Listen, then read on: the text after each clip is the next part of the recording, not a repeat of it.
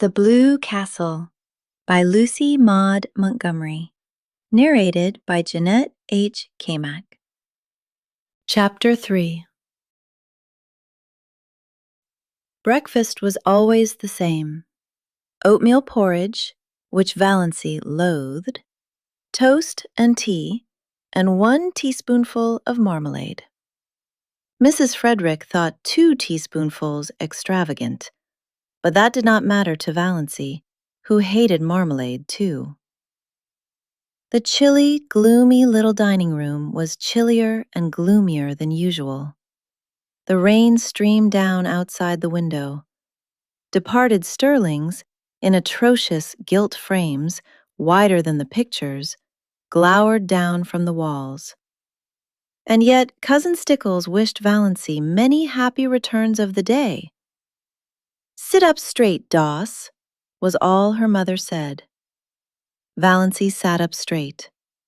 She talked to her mother and Cousin Stickles of the things they always talked of.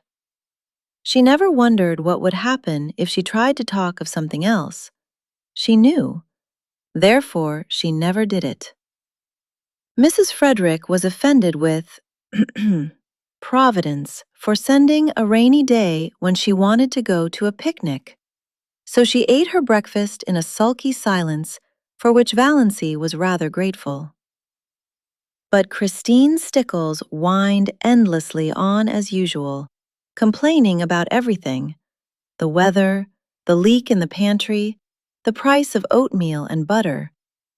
Valancy felt at once she had buttered her toast too lavishly.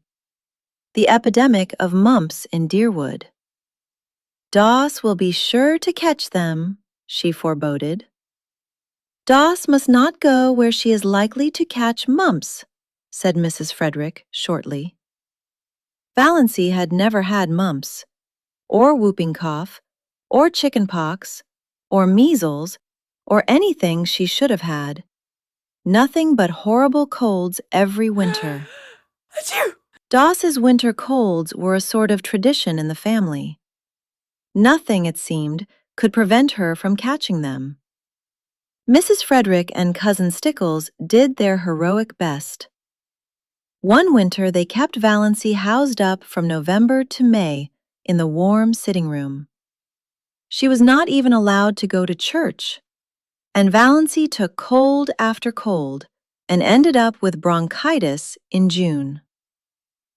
"None of my family were ever like that," said Mrs. Frederick, implying that it must be a sterling tendency. "The Sterlings seldom take cold," said Cousin Stickles resentfully. She had been a sterling. "I think," said Mrs. Frederick, "that if a person makes up her mind not to have colds, she will not have colds." So that was the trouble. It was all Valancy's own fault. But on this particular morning, Valancy's unbearable grievance was that she was called Doss. She had endured it for 29 years, and all at once she felt she could not endure it any longer. Her full name was Valancy Jane.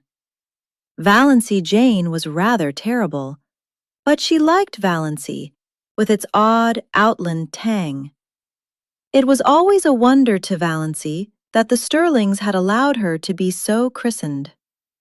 She had been told that her maternal grandfather, old Amos Wansborough, had chosen the name for her. Her father had tacked on the Jane by way of civilizing it, and the whole connection got out of the difficulty by nicknaming her Doss. She never got Valancy from anyone but outsiders. "Mother," she said timidly, "would you mind calling me Valancy after this? Doss seems so... I don't like it." Mrs. Frederick looked at her daughter in astonishment. She wore glasses with enormously strong lenses that gave her eyes a peculiarly disagreeable appearance. "What is the matter with Doss?" "It seems so childish," faltered Valancy. Oh, Mrs. Frederick had been a Wandsbara, and the Wandsbara smile was not an asset. I see. Well, it should suit you then. You are childish enough in all conscience, my dear child. I am 29, said the dear child desperately. I wouldn't proclaim it from the housetops if I were you, dear, said Mrs. Frederick. 29! I had been married 9 years when I was 29. I was married at 17, said Cousin Stickles proudly. Valancy looked at them furtively. Mrs. Frederick, except for those terrible glasses and the hooked nose that made her look more like a parrot than a parrot itself could look, was not ill-looking. At 20, she might have been quite pretty. But Cousin Stickles? And yet, Christine Stickles had once been desirable in some man's eyes.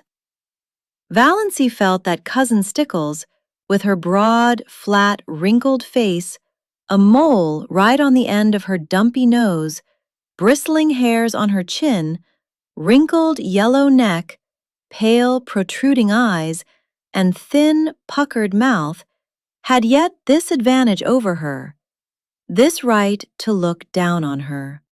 And even yet, Cousin Stickles was necessary to Mrs. Frederick. Valancy wondered pitifully what it would be like to be wanted by someone, needed by someone. No one in the whole world needed her, or would miss anything from life if she dropped suddenly out of it.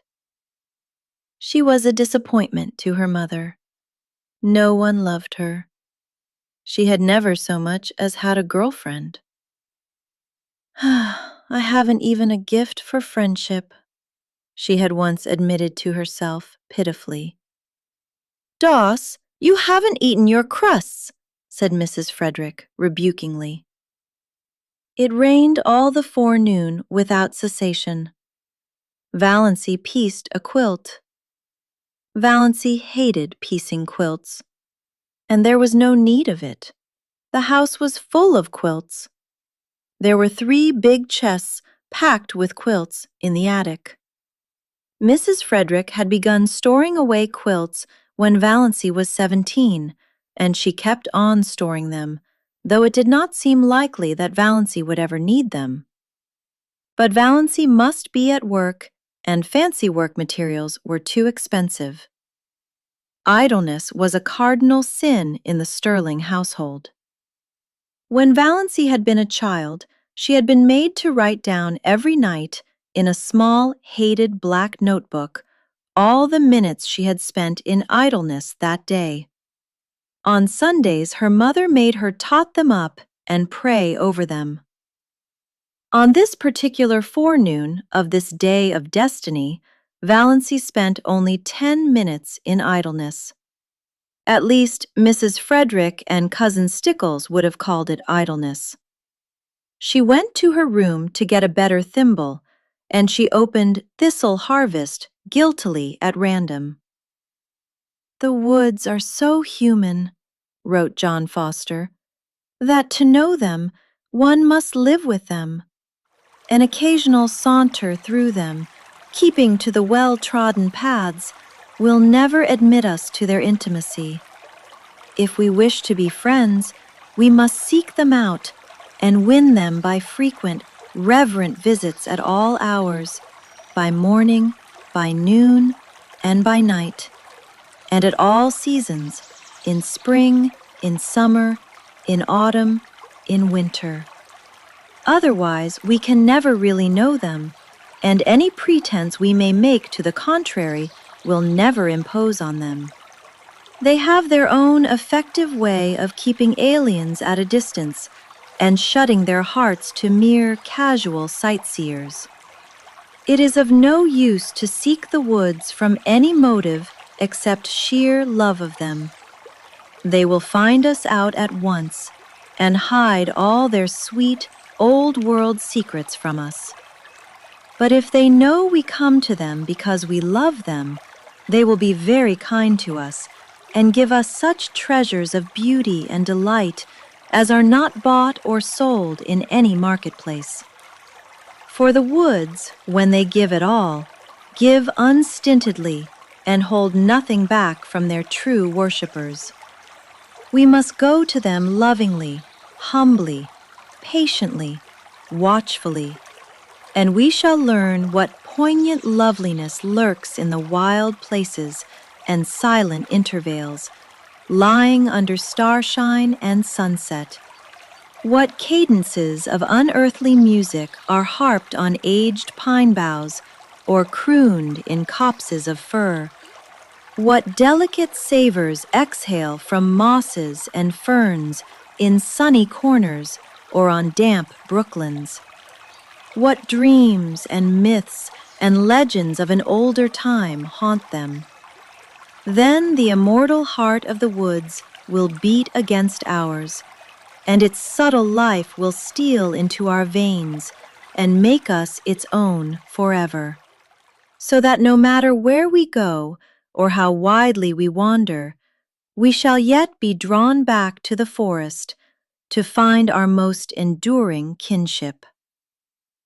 "Doss," called her mother from the hall below. "What are you doing all by yourself in that room?" Valancy dropped Thistle Harvest like a hot coal and fled downstairs to her patches. But she felt the strange exhilaration of spirit that always came momentarily to her when she dipped into one of John Foster's books. Valancy did not know much about woods, except the haunted groves of oak and pine around her blue castle. But she had always secretly hankered after them, and a Foster book about woods was the next best thing to the woods themselves. At noon it stopped raining, but the sun did not come out until 3.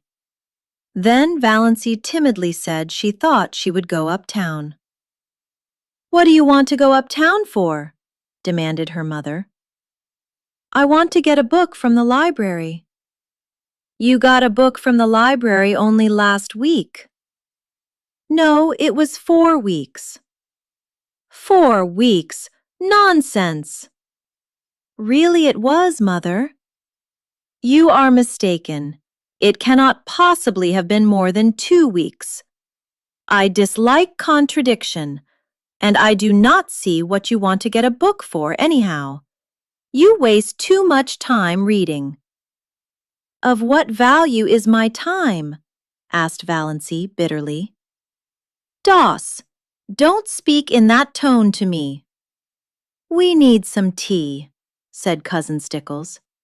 "She might go and get that if she wants a walk, though this damp weather is bad for colds."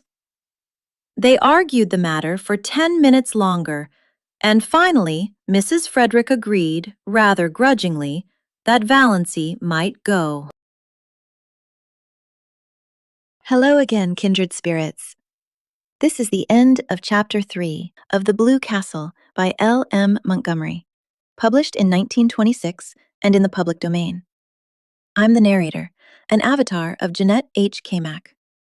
Janette's voice performance was created and produced using ElevenLabs. The Blue Castle Project's Whispering Pages will release 1 chapter per week of all 45 chapters of the Blue Castle audio picture books. Check for new releases at www.thebluecastleproject.com, where Maud's spirit lingers from dawn till starshine, or the Blue Castle Project Facebook page, where everything is the Blue Castle all of the time. Thank you for watching and listening.